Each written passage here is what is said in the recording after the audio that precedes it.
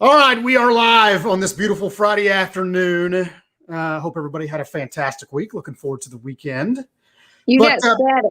It's not 100 million degrees in Texas, which is a rarity. But just so you know, we are streaming live this afternoon on my Facebook page, in my private Facebook group, on LinkedIn and YouTube Live. So we are, she just herself. So Chastity's gone. She'll be back in a minute. But anyway, a couple housekeeping items towards that. You can go over to YouTube, and there she is. We can go over to YouTube and subscribe to my YouTube channel. I know Chasity PCS El Paso has a YouTube channel as well. Lots of helpful hints and information as that goes. But today we are going to talk about the VA appraisal in these markets that we're in. Obviously a hot topic, always has been, even more so now because of the craziness that has ensued with the markets and what we are experiencing. We're going to share some data with you that I was just shared with me by someone, and it's very important, I believe, so pay attention to that. But first, my teammate and my friend Chasity out in El Paso, Texas. The PCS team out there, Chasity and I do business together, have for quite some time now, but we're friends. And the thing that we share the most is education. That's a huge thing for us. And the fact that we always want to try to explain the benefit, not just close loans, not just sell houses, things like that. It's important to us that we educate people. And so without further ado, Chasity, thank you for taking some time out of your busy schedule. I know you guys just got back from Jeff Glover U. Yeah, it was amazing. We learned a ton of great stuff. Yeah, I'm looking forward to hearing about all of that. I know I got some text messages from Lauren while she was gone, and she was like, they're great. Chasity has a fantastic team in El Paso. So for veterans that may see this, watch this. If you are PCSing or moving to the El Paso area, please check out Chasity and her team. And we'll post some information towards the end of this, how you can contact her. But so let's talk about VA appraisals. Market specific. Here in El Paso, we know that it's been obviously super competitive. So one of the things that we always talk about is data. Right? You can't refute data. You can argue emotion until you're blue in the face, but data you can't refute.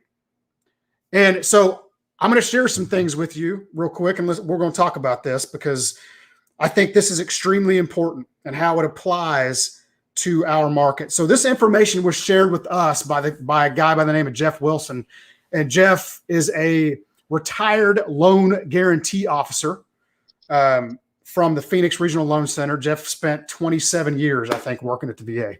Okay. And so he shared some information with his contacts at the VA central office. So this is important. So pay attention to this. So this came from the VA chief appraiser. Okay. It says research is showing that conventional appraisals are now coming in less than offer price at a rate of about 20%. Okay, so 2 out of 10 are coming in short. Okay, VA appraisals are coming in low at a rate of about 15%.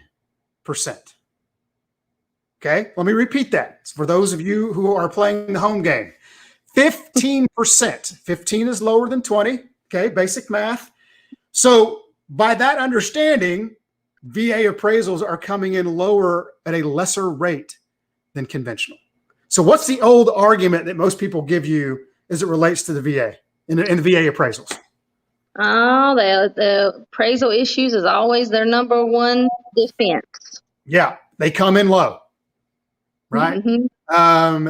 And so this data, and again, folks, this is not my data. It's not Chastity's data. This is data compiled by somebody a hell of a lot smarter than me at the VA central office. And so what's important is that everybody, and if you don't, we can educate you on this, but the VA appraisal process has 2 rebuttal Okay. 2 rebuttal processes, Tidewater and reconsideration of value.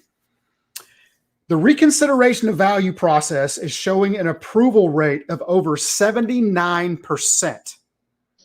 So almost 8 out of 10 ROVs that are submitted to the VA are having the values raised. I love it. So what does that, what that tells me, and I want your input on this, is that the market is changing extremely rapidly. Okay. I mean, it's especially with the cost of lumber, and we're starting to see that come down a little bit, but it was changing so fast, the appraisals and the data couldn't keep up. But if we know that the appraisal process and that the value is there, we can send it to the VA and have one of their staff appraisal reviewers review it.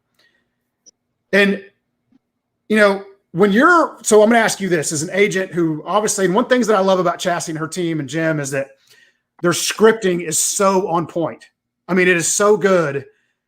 And so if you're having that conversation with a listing agent about the VA appraisal and it coming in low, what do you say to them to put their mind at ease?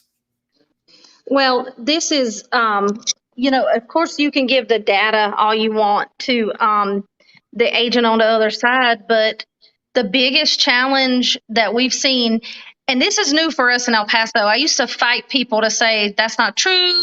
People aren't discriminating against it because we just didn't see that. It wasn't normal in El Paso because we have such a huge military population. Yep. And I could understand and see it for those that didn't have that, VA loans weren't common, that you'd have a little bit more misunderstanding around it. But now, we've been it crazy here, given, a low inventory, and now you have such aggressive competition, and we tell the myths that you and I go over all the time. I go over them. I send that as a part of the offer to the agent. The most frustrating thing for being on the buying side is you cannot control how the selling agent communicates with the seller. And very true. Agents just don't take time to get educated. That's the most frustrating thing, because I keep fighting that we are no longer just here to open doors and write the contract and show up for the inspection and get our check. Unfortunately, there's still a lot of people doing that. But now our job is to make sure that we understand all the processes that go along with the buying and selling process, so you can educate the client. You are the first line of defense, whether you're on the buying side or on the selling side. And if you're on the selling side right now, I encourage you to learn what these myths are. So I know that sellers have left money on the table with VA loans because their agents are pushing them away from it because they don't understand it. And what gets me is when they're like, oh, you can't waive appraisal. Okay, we can't waive the whole appraisal, but a military family can decide to pay out of pocket over appraised value and guarantee that, and there's a way to write that. And so that's been one of the things I had a lender call me today, and on one of our listings, the buyer guaranteed $5,000 over appraised value. So the only way we have to annotate that here is on the third party in Texas. And the second page was $5,000 less than the offer price. And she wanted me to change it to the offer price. And I said, I'm not doing it. That's where we annotate what they're paying the difference. That's what it has to appraise for. If not, they're on the hook for the rest. That's really none of your business. That's right. And that's as long as they got the resources and it doesn't mess with, the reserves or whatever, then I could see. And that's a different conversation. It is. And so, I had a conversation in a real estate group this morning about, repairs and, repairs and appraisals coming in low and having to go through the Tidewater process or the reconsideration of value process. And the odd thing to me is that people were describing their experiences with Tidewater and then the reconsideration of value process, and they actually won. They got money back. Not all of it, but it was enough to keep the deal together, and yet still complaining about it. Yeah. And so that to me is so odd. I'm like, okay, the process worked. You got what you needed. It was a deal that everybody could live with, and you still bitch about it. Well, lo and behold, they had to do something a little bit extra. Well, and go figure. And again, it's like, okay, where was your lender at all this? Did he help you through those things? Did they talk you to how you do it? how to properly set it up for success so you can submit those things and the VA gets it and there's a one swoop thing and they're done. And I'm like, it's a glass half full versus glass half empty mentality. Mm-hmm. The process worked and you still complain. I don't understand. Yeah. You know, another one that gets me on these appraisals is, and I don't know how to explain it right, but when they offer a certain amount and waive the appraisal versus like a VA, loan that is guaranteed. Yep. And so what I try to explain it is, one is guaranteed. We just had one on a VA loan. They guaranteed $20,000 over ask price. Mm-hmm. Because they made money on their house and it's what they want to do.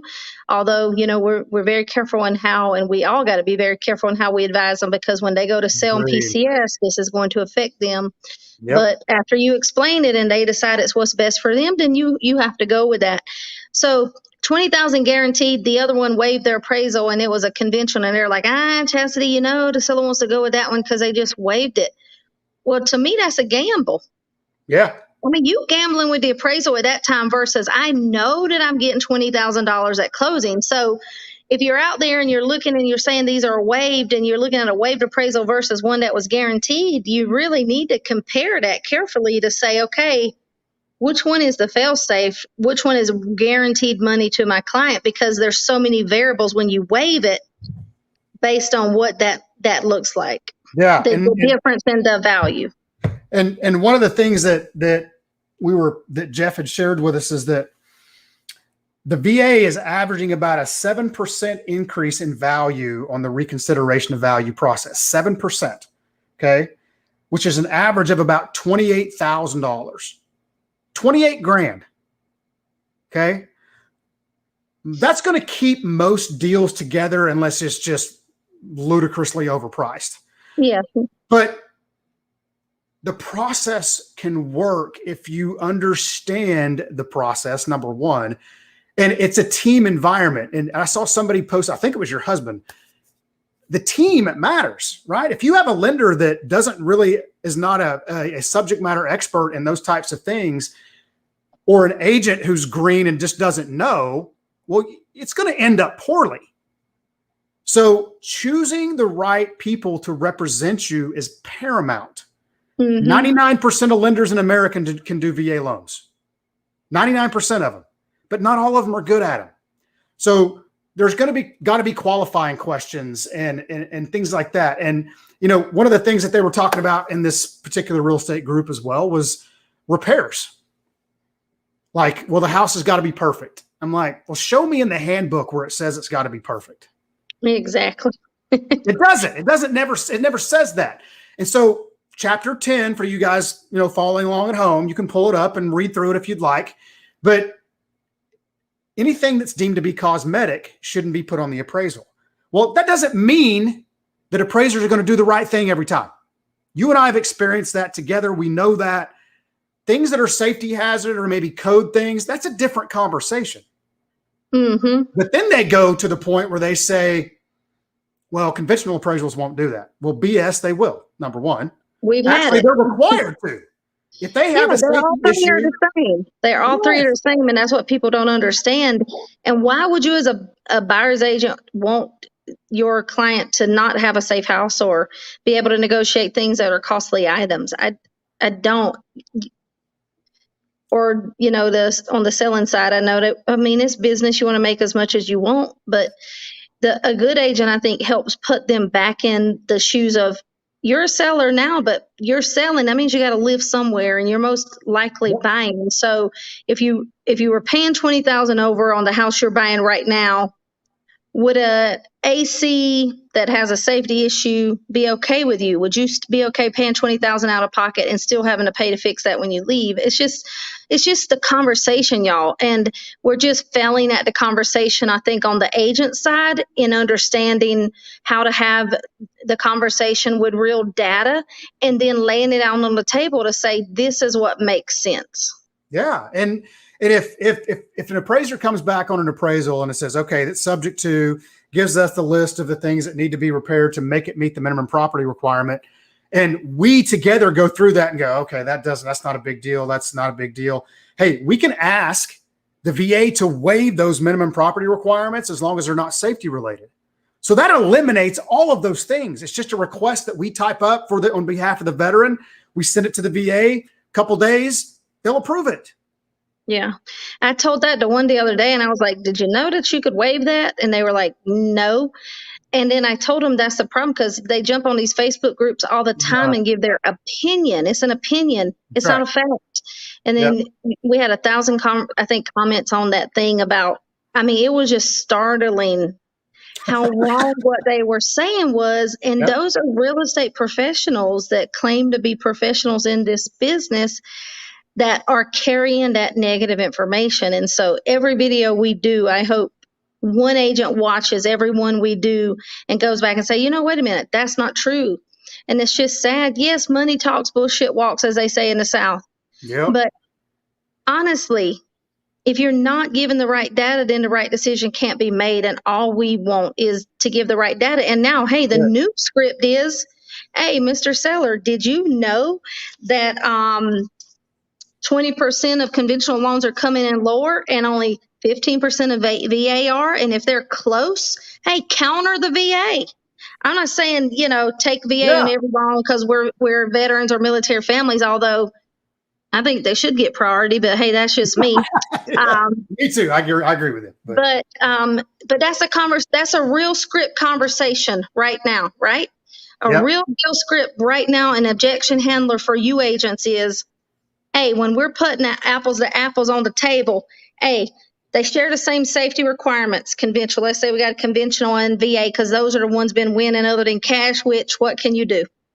But VA and conventional, same safety requirements, y'all. VA conventional, 20% lower on the convention side, 15% lower on the VA side. Is VA guaranteeing money as well? If they're guaranteeing money, why would you still take a conventional? Oh, they're better borrowers. Here's another one, Jason. They're better borrowers. They got cleaner files. They got better credit scores. What the hell? Everybody in the military is just got no credit, low credit, we scrubs, I guess. I don't know, but I've heard that so many times. I want to stick a pencil in somebody's eye, but I know.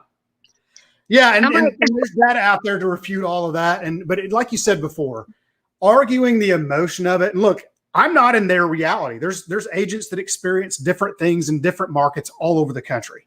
And I try to be cognizant of that when I'm having conversations with them and ask them about what's going on. What are you seeing? How can we help? And then you provide the data and they still get all wonky over it. But the difference in a professional, they just want to bitch about it. Yeah, they want to try to prove you wrong is all, because everybody wants to be right, human nature.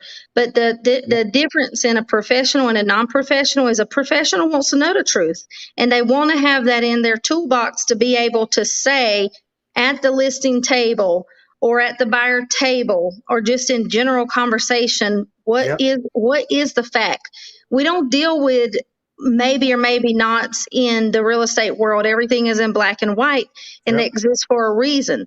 So I would encourage you just to take the extra step to say, if this happened, because we know that you have experienced some pretty crazy things, we see it. But what is the truth? And one of us at a time learns the truth about every single type of loan, because you got to know, to be a good listing agent, you have to know that. You have to know that to tell your seller. You have to break each one of those down. Right now it's a choice, which I hope that they fight and legislation takes that away, because it's discrimination, if you ask me. I agree. And now you got states that won't even let buyers send letters to the seller why they should choose them, but yet they get to choose the loan type. I mean, it's crazy. So I know in Massachusetts it's a protected class in that aspect. I think Rick Betancourt shared that with me. And I think Aaron said the same thing in Virginia. And look, I'm not saying they're the best. I'm not saying all, but what I'm saying is that learn the facts, make sound judgments, make sound decisions. And, I replied to one of the agents that made a comment in one of these groups that I saw this morning about the VA appraisal sticking with the house. So I told her that it doesn't. And she replied to me. She goes, "That's awesome. Thank you for sharing. I did not know that. Learned something new." It's that simple, because now she can, instead of acting like, she's going to try to prove me wrong. She's taken a piece of information and now she can share that with somebody else, all because her attitude was right. Be learning based. That makes you a better business owner, because we're all business owners. But the sad thing is they're saying they learned that from a lender. That's the sad thing. Oh yeah. Oh sure. And so, there's more uneducated lenders than I could count on your fingers, my toes. I mean everything. And I made a comment the other day that I think every lender, the VA should require every lender to take a test on Chapter 4 of the handbook. Yeah, I do too. There's so much crap, and they feed people so much crap and pass it off as fact that it confuses everybody. There's so much confusion in the marketplace because there's no consistency. Yeah, it is. It's the truth. So and people will not make me believe that through this whole crazy market that every time a conventional is better than the VA. You can't. I know it's to be fact and not true. You just cannot. Mm-hmm. I've called the listening and say, what was the difference in our offer? Well, one was a conventional. Are you kidding me? Mm-hmm. Well, and we were talking about this when I was out in El Paso visiting you guys. It's like, okay, why? Answer me why. I'm not trying to argue. I just want to know why. I want to hear your position so we can talk about it. I'm not trying to be argumentative about it. Just tell me why. And most of the time, I would say probably 8.5 out of 10, they can't. It's just what they've been conditioned to say, like a robot. They don't think for themselves. And the bad part about all of that is the veteran or the military member lose because of that mode of thinking. So people out there, if you're listening to this, get out of the mode of thinking like a sheep. You can't. Learn, educate, whether it's me or anybody else that you can find that it has the expertise to educate you, or just go educate yourself. All of the things that we talk about here are right in the handbook. There's no secrets here. I didn't invent this. The VA did. Go read it. Okay. And agents, what's the one piece of advice, and we'll wrap this thing up. What's the one piece of advice you would give them, a new or old agent in this market with VA buyers?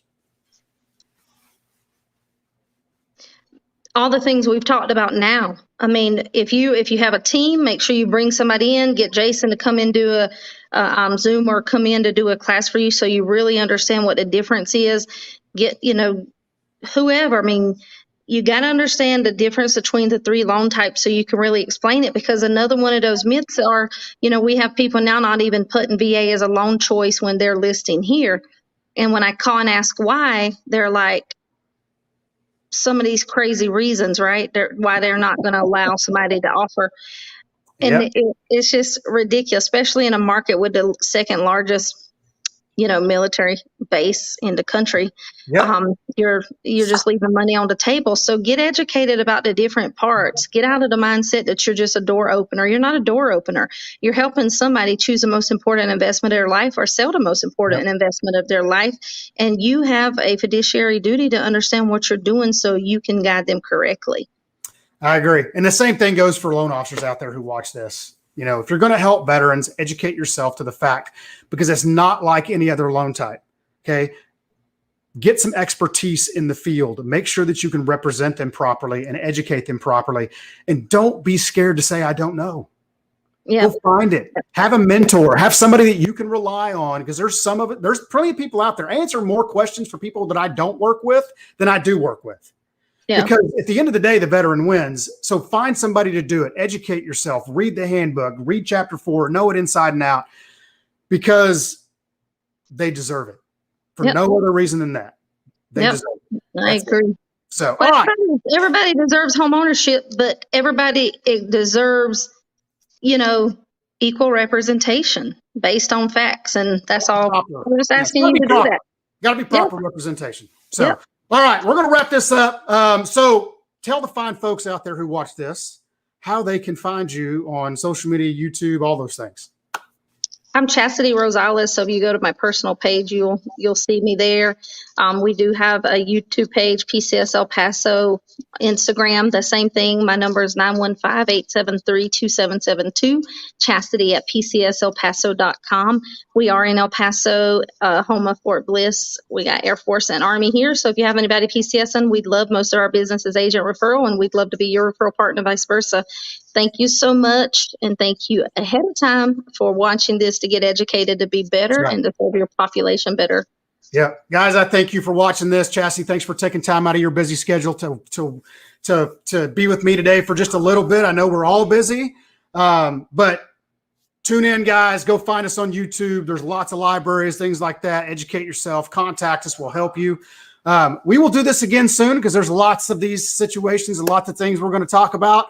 But everybody take care out there, and we'll see you real soon. Thank you.